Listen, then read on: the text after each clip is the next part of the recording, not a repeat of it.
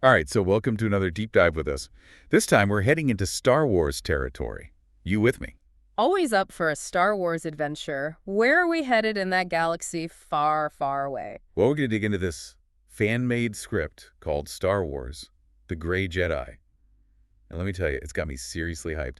Imagine Star Wars, but 40 years after Return of the Jedi. Okay, I'm intrigued. 40 years after Return of the Jedi. That's a lot of ground to cover. What's the story about? Well, it's all about challenging what we think we know about the Force. You know, that whole light side, dark side thing. Yeah, the classic Jedi versus Sith. That's pretty much the foundation of the whole Star Wars universe. Right, exactly. But this script asks, what if there's more to it? What if there's a middle ground, a gray area? The Gray Jedi, it's a concept that's been around in fan discussions for years. But to see it fleshed out in a full script, that's gotta be pretty cool. Oh, it's way more than cool. It's a full-blown Star Wars adventure. We've got Master Draja Gorin, a Jedi Master who somehow survived Order 66. Wait, hold on. A Jedi Master who survived Order 66. How do you manage that? The script doesn't get into the specifics, but hey, it's Star Wars. There are always surprises. Anyway, Gorin is on a mission to rebuild the Jedi Order. And get this, he wants to use Kamino and cloning technology. Kamino and cloning, like the same tech they used to create the clone army. That's a bold move. Talk about diving headfirst into the legacy of the prequels. Bold is definitely the word. But of course, this being Star Wars, things can't be too easy. Enter Darth Corbane. Oh, here we go. A Sith Lord, I'm guessing. You got it. And he's got his sights set on Gorin and his plans to bring back the Jedi. Their first encounter on Kamino is like full-on lightsaber mayhem. I can picture it now. Clashing lightsabers, force lightning crackling, the whole works. I'm guessing this Darth Corbane isn't too keen on letting the Jedi rise again. Not even a little bit. But what really got me in this scene is what Gorin does. He realizes he's trapped. So he makes the ultimate sacrifice to let his Padawan escape. His Padawan, is this the Gray Jedi we've been talking about? Getting there. The Padawan's name is Adonis Buu, and trust me, he's got quite the journey ahead of him. But yeah, Gorin sacrifices himself to ensure Adonis can escape. That's heavy. Real selfless hero stuff. But it also makes you wonder, why? Why is Gorin so determined to see Adonis survive, even if it means the end of the Jedi Order as he knows it? That's the heart of the story, isn't it? It's like Gorin knows that the Jedi, the way they were, might not be the answer anymore. He's putting his faith in Adonis to find a new path. I'm sensing a theme here. Adaptation, evolution. Maybe Gorin realizes the Jedi need to change to survive, to truly embrace the Force and all its complexity. Exactly, and Adonis's escape from Kamino? Dude, it's a wild ride through hyperspace. We're talking pulsars, the Acades Maelstrom. Well, and the Acades Maelstrom, that's some seriously dangerous territory. I'm guessing this escape isn't just about outrunning enemy ships. You're getting it. These locations, they're not just window dressing. They play a big part in shaping Adonis's journey and understanding of the Force.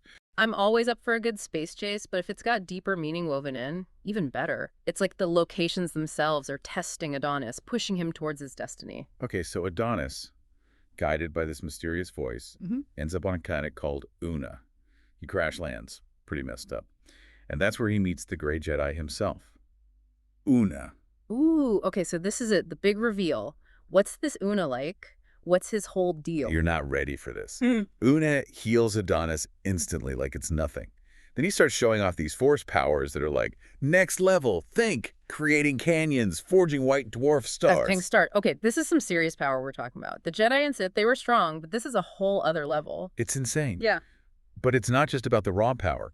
Una represents a whole new understanding of the Force. He's all about balance, rejecting that strict light side, dark side thing. So he's showing Adonis that there's another way, a path that goes beyond the traditional Jedi and Sith teachings, a path that embraces the full spectrum of the Force. I like it. It makes you rethink everything. What could a great Jedi accomplish with that kind of balance? What kind of threats would even require that kind of power? Those are the big questions this script throws at you. And I, for one, am ready to dive in and find out. But first, we got to talk about pocket space. This is how Una trains Adonis. It's a realm where time works differently. Adonis spends 10 years training there, but in the real world, it's just a few moments. Whoa, hold on. Time dilation. That's some next level stuff. It's like taking the Jedi training we've seen before and cranking it up to 11. Right. 10 years of training crammed into a few moments. Talk about accelerated learning. It's how Adonis becomes the Gray Jedi he's meant to be. I'm already hooked. 10 years in a pocket dimension, learning from a Gray Jedi Master who can forge stars. What's not to love? This script is pure Star Wars gold. You said it, and trust me, it only gets wilder from here. But we'll get into all that after a quick break. I can't wait. This deep dive is already shaping up to be one for the books. So, 10 years in this pocket space, learning from a Gray Jedi Master. What does that even look like? Yeah, what kind of training are we talking about? Is it all meditation and deep thought?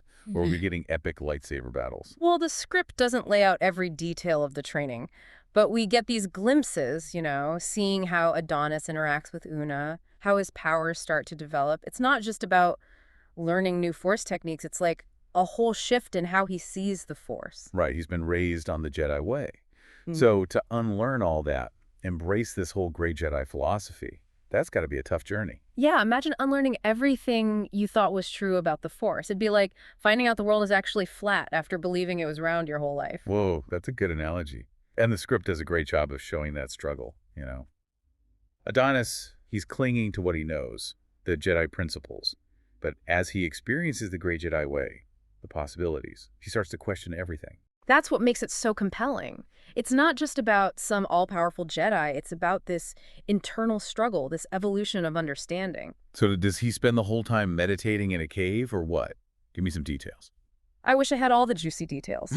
But we do see Adonis growing, He's learning to channel the Force in ways that go beyond the Jedi or Sith, blending the light and dark. It's a unique style, really powerful. Okay, I gotta ask. Any cool new Force powers? Anything we haven't seen before? The script hints at some pretty awesome stuff.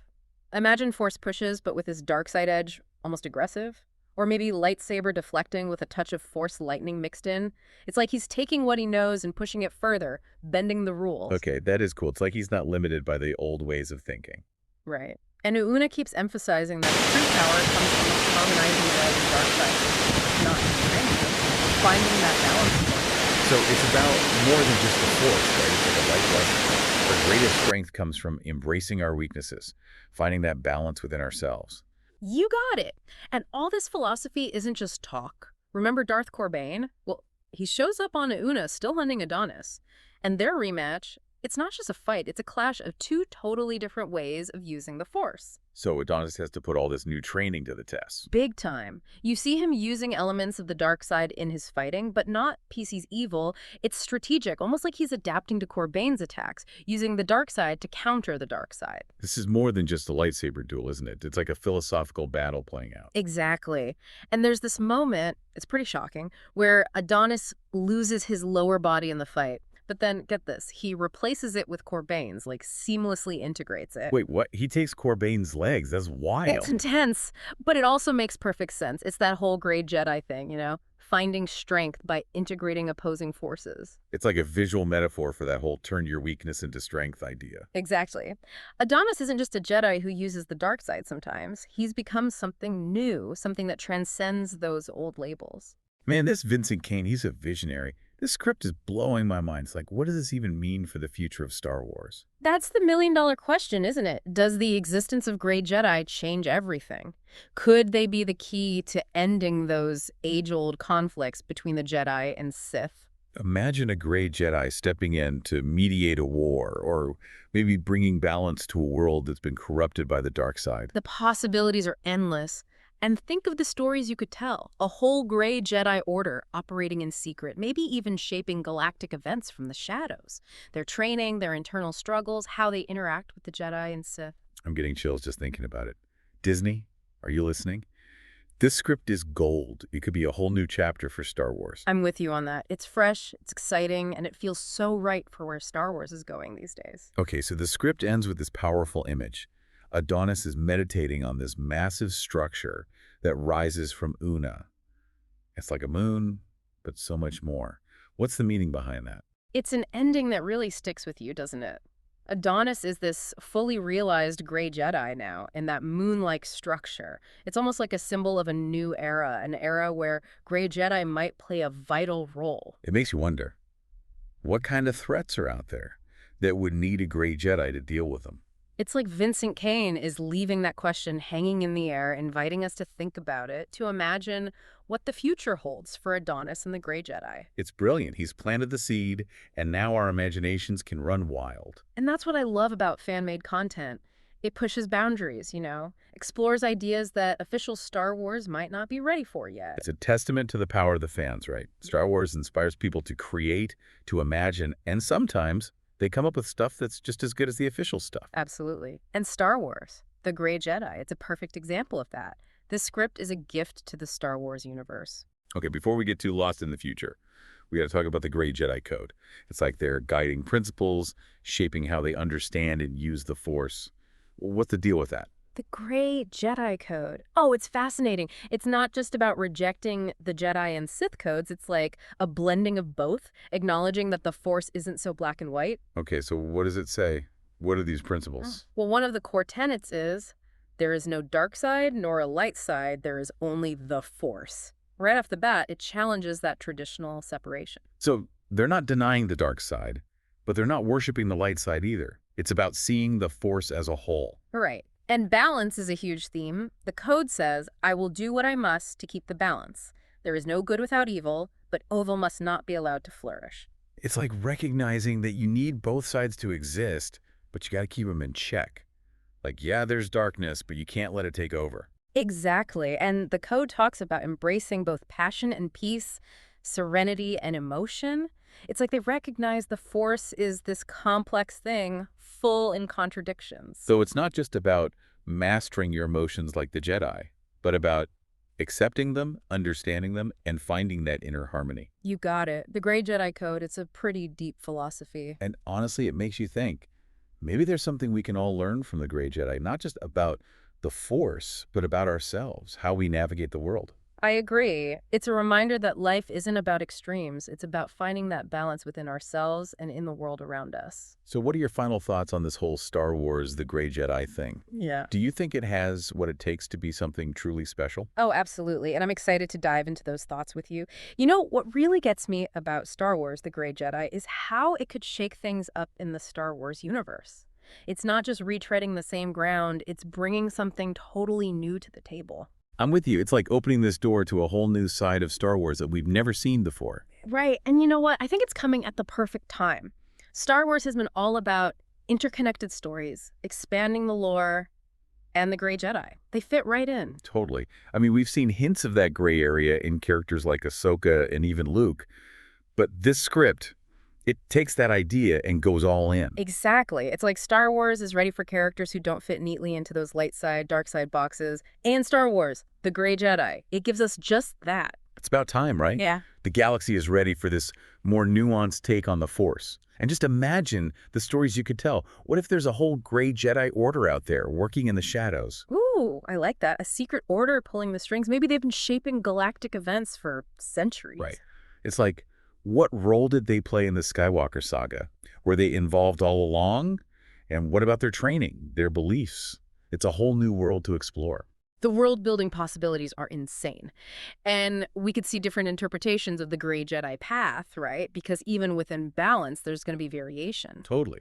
You could have Gray Jedi who lean more towards the light, others who use the dark side strategically. It's like a whole spectrum of characters and stories just waiting to be told. And it makes the Force feel more real, Life isn't just black and white, and the Force shouldn't be either. The Gray Jedi get that.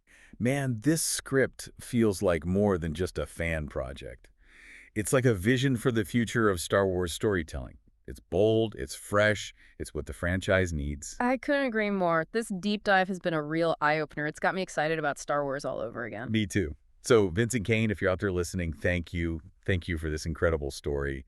And Disney, Lucasfilm, anyone who can make this happen, seriously, give this script a look. This story deserves to be told. It would resonate with fans. I know it. It's Star Wars at its best. You know, that epic struggle between good and evil, the power of choice, but with this whole new layer of complexity. It's a reminder that even in the darkest times, there's always hope for balance. So here's the thought to leave you with. What if the future of Star Wars isn't about the light or the dark, but about that gray area in between? What if the Gray Jedi are the key to a whole new era of storytelling? It's an exciting thought, isn't it? One that I'm definitely ready to explore. Well, that wraps up our deep dive into Star Wars, The Gray Jedi. If you haven't already, go find the script online, dive into Vincent Kane's world, and let your imagination run wild. And as always, may the Force be with you.